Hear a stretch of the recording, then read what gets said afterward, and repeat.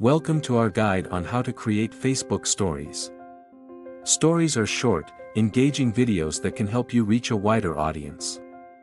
Step 1. Access the Stories feature. Open the Facebook app on your device, tap the plus sign, located above your story, and select Reel. Choose to record footage directly in the app or choose a video/photo from your camera roll. Step 2. Record and edit. Use the camera icon to start recording your story. Merge different clips together or upload pre-recorded content. Add effects like sound clips, text, stickers, or music. Step 3. Enhance your story.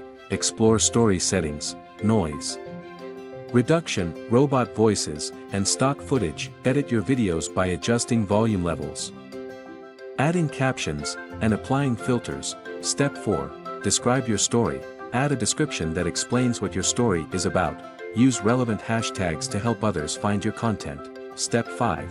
Share your story. Select your desired audience, public, friends, custom. Tap share to publish your story.